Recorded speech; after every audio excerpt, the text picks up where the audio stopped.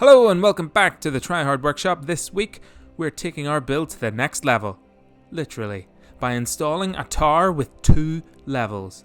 This thing is going to dominate the battlefield. It will look incredible and be a massive tactical advantage if you manage to get on top. Q's been building up to this section of the board, a bridge that spans the 3rd and 4th chambers, and he really was excited when he explained his plans to us in the workshop. So now it's your turn. So if you enjoy the content and are considering giving us your sub, hit the bell to be notified as soon as it's out. Thanks for all the support so far, and with that, let's get into the build. This is a bit more the same as the last ones. This is all based off walls and walkways. Trying to translate that onto the floor, make it smaller so it didn't disturb the bases of the models. Now this has become the base of all the builds, so you're going to have to watch it. I try and make something a wee point of interest in each one so that you aren't watching the same stuff over again. Here's this wire technique again. It's working for me. Doing longer strips, a million times easier than footering about, and then you can bend them into any shape you want.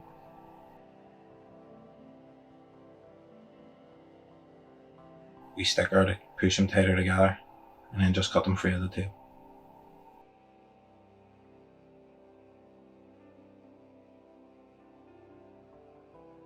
You'll have seen Q go through a lot of these processes in our first and second videos, and I think you'll agree the speed and accuracy can be astounding.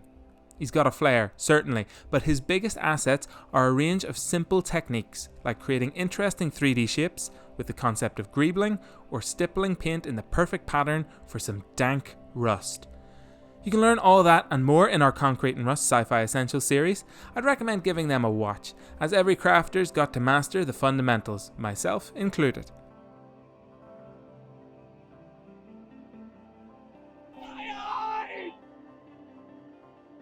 I did make ladder for the platform in the first one, but I haven't set them yet. For it to be balanced, I haven't put the ladders in yet, but this is how I make them, where I'm not totally sure where we want it to go.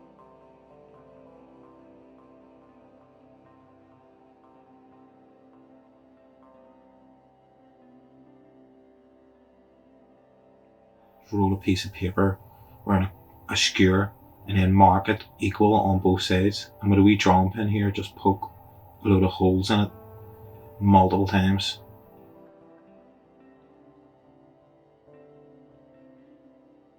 Use a barbecue skewer to widen it out. Barbecue skewer we're going to use for the rungs of the ladder here.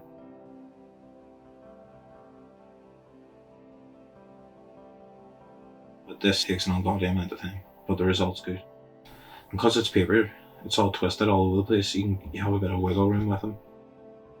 Roll them out to try and keep them flat and all. Because it is paper, you kind of have to be a wee bit gentle with it. But once you've got the holes reamed out to the size you want, cut your barbecue skewers to the width you want, get a load of them, and then we dab of glue in each one and just glue them into place.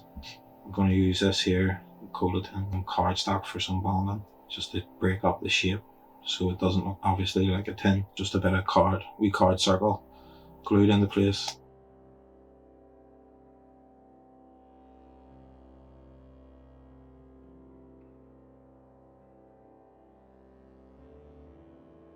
Here's some Mark 1 walkways. The idea originated from these. There's a wee octagonal platform. And just trying to keep this as level as possible. I didn't center this, I done it off because I wanted it to be like a canopy over a walkway that's going to go beneath it.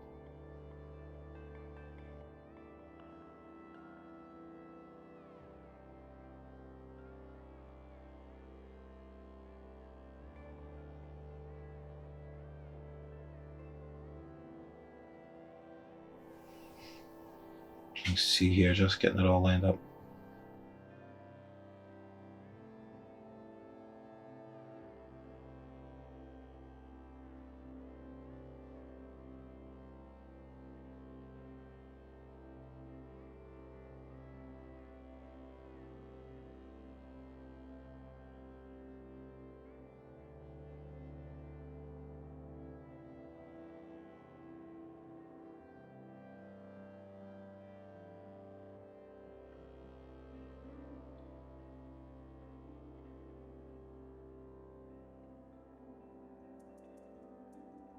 Just playing about with them, trying to get them level and plumb as best I can.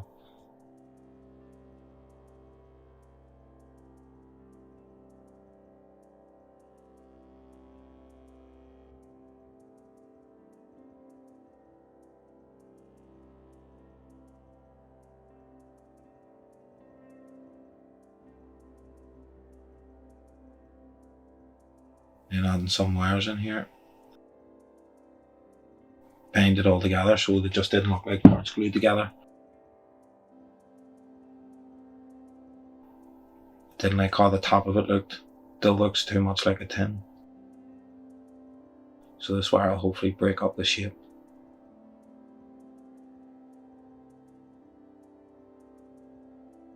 Bit of foam cable. Same as before because we're trying to keep the aesthetic consistent.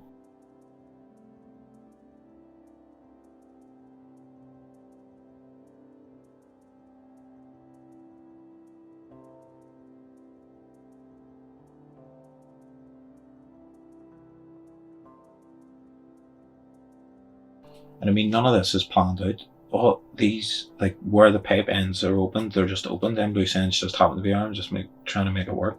It is all being built on the fly. Like, so I don't really know entirely what's going to look like in the end. But I think at the end we're going to do a video and bind it up where it's all bound together in one piece.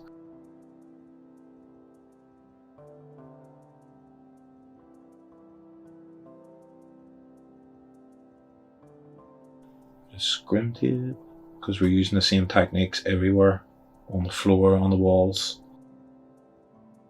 and if there was a ceiling it would be there too.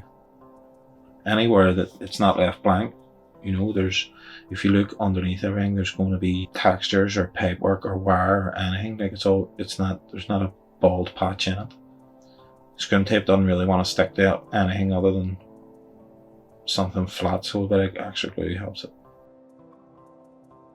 Well, this PVA glue just helps all these sticks that I've layered up to bind together. I had to bulk it out off the edge because the tin was holding it out. I'm actually raging I didn't wrap the bottom as well to hide that tin line. Even the rim at the top I should have cut and stopped it out.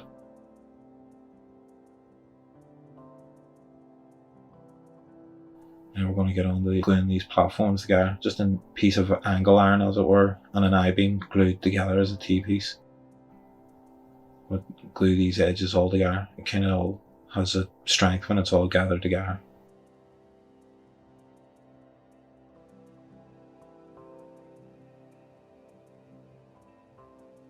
Just filing off edges, making sure they're as level as I can get them. A bit later to get rid of them straggly bits. And glue it to the center platform, and glue your platform to the base.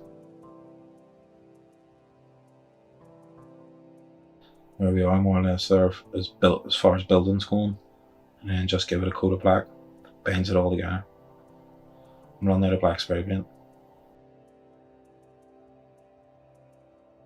Same technique as before, blend it all together. Part of me wishes that I painted the tin first, but made it work as best I can.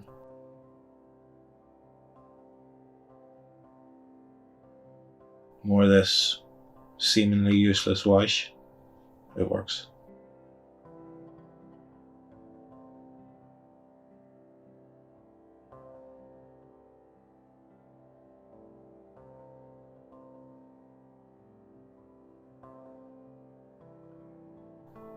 Just painting these wires vermilion red. Even cracked out a new brush.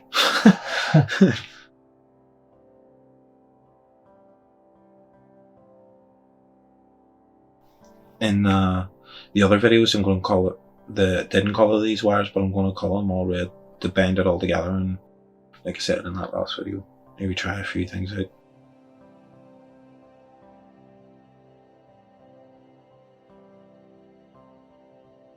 Here's this masking fluid again, liquid latex thing, just putting it where you think rust would gather, and just so it isn't this plain colour again. This is the same technique off satellite, so it's like I said, keep it simple, stupid, just do what you know.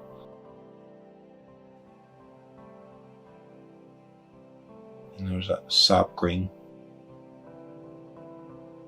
and just give it a with a light watery coat, same as the way I'm doing floor. Kind of dries off like different saturation, or in the second one you don't completely cover all the edges, you give it less, and it seems to look the part anyway. It's green and red, very festive. September.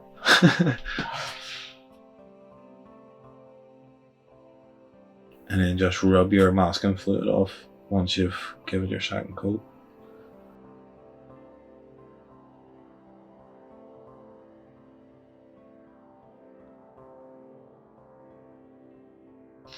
Actually, I like to leave a bit of it on. That or edge is like flaked paint, you know?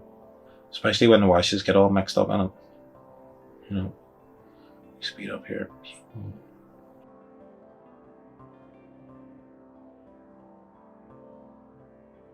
More of this wash. This wash actually comes up really good on this green.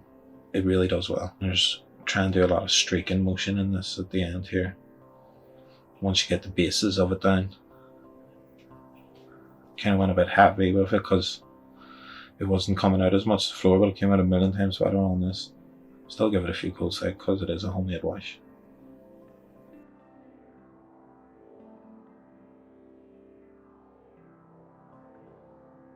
Bit of heat gun action.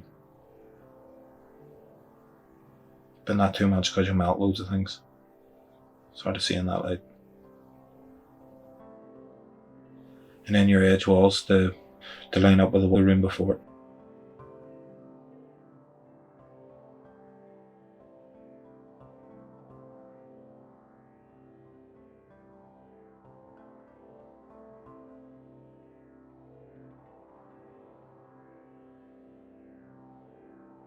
So this is the wall that will continue on from wall 2 into number 3. And you've pretty much got a wee silo. Hope you enjoyed that one.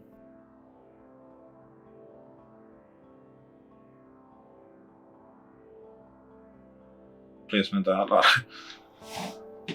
These are kind of ideas we're playing about with the ladders. Not sure 100% where they're going to go yet, but we'll put them all in at the end. And there you go, and if you enjoyed that, throw a wee comment down. Throw us a like or sub, be much appreciated. And until next time.